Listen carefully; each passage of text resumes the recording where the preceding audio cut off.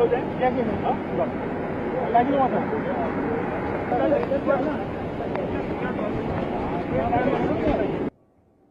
Please जोरदार तालियां हो जाए। ये हमारे पहले गेस्ट यहाँ पर है आज की इस बहुत ही ऐतिहासिक मौके पर जो जोड़ रहा है कि जो पूरी टीम है मंच पर है। ढेर सारी शुभकामनाएं। आज बहुत अच्छा दिन है हम लोगों के लिए कि आज देहरादून से बेंगलुरु के लिए एयर इंडिया एक्सप्रेस की सेवा शुभारंभ हो रही है। इस अवसर पर हमारी लोकप्रिय सांसद आदरणीय माला राज्य लक्ष्मी शाह जी, हमारे यही डोईवाला विधानसभा जिसमें आलोकीय एयरपोर्ट आता है जी, वहाँ के हमारे लोकल यहाँ के एमएलए श्री ब्रजभूषण गरोला जी और आलोक सिंह जी एमडी, और यहाँ पर उपस्थित हमारे सभी एयर इंडिया एक्सप्रेस के सभी अधिकारीगण, सभी कर्मचारीगण, उपस्थित हमारे सभी मीडिया के सभी मित्र, मैं सबसे पहले तो आप सभी का आज इस अवसर पर बहुत आप सबका स्वागत करता हूं, सबका अभिनंदन करता हूं।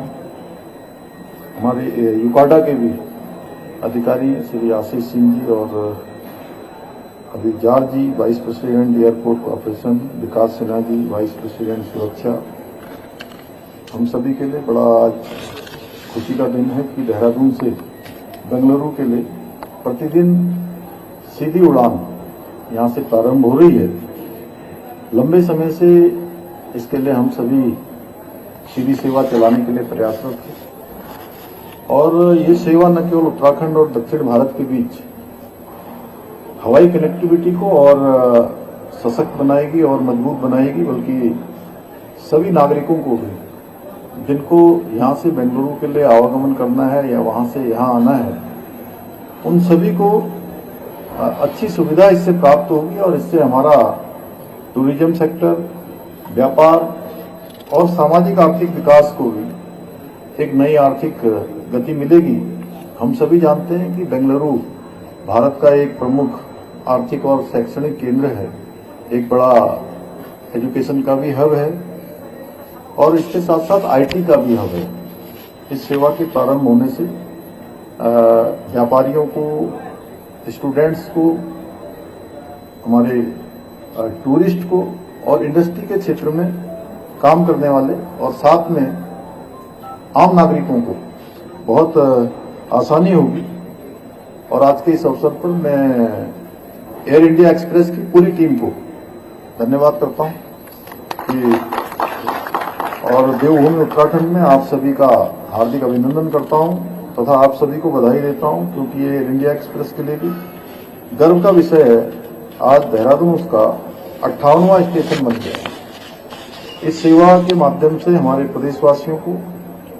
केवल बेंगलुरु ही नहीं, इसके अतिरिक्त भी 18 अन्य महत्वपूर्ण शहर जैसे चेन्नई, गोवा, कोची, कोझिकोड,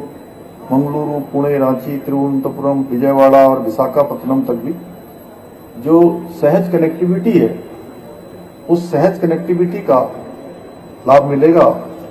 मुझे ये जानकर अत्यंत प्रसन्नता की अनुभूति हो रही है कि एयर इंडिया एक्सप्रेस की टेल्स ऑफ इंडिया पहल के अंतर्गत इस सेवा के लिए प्रयोग में लाए जाने वाले बोइंग विमान को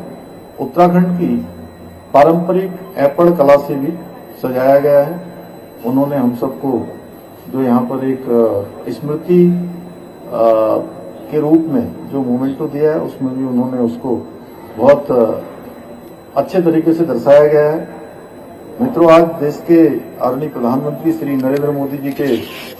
नेतृत्व में उनकी दूरदर्शी सोच से, उड़ान योजना से हवाई संपर्क और मजबूत हुआ है। मजबूत होने के साथ साथ आम नागरिक के लिए बहुत आसानी हुई है और आदरणीय प्रधानमंत्री जी के निर्देशन में, उनके मार्गदर्शन में हम उत्तराखंड में भी हवाई कनेक्टिविटी को बढ़ाने के लिए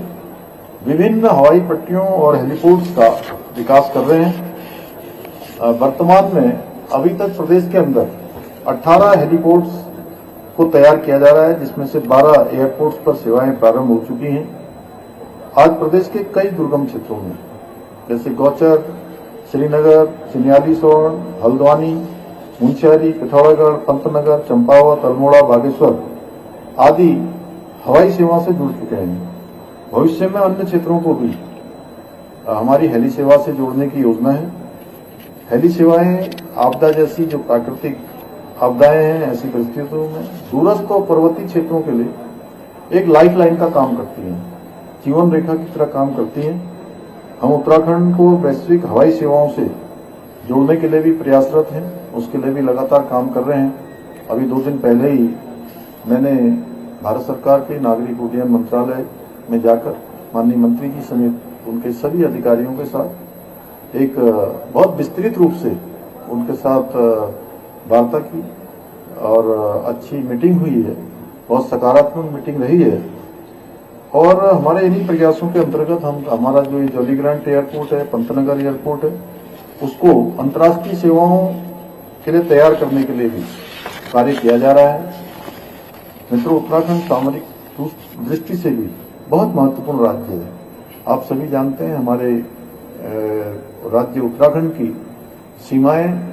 2 अंतर्राष्ट्रीय सीमाओं से लगा हुआ राज्य की सीमा है और इसीलिए रक्षा मंत्रालय भी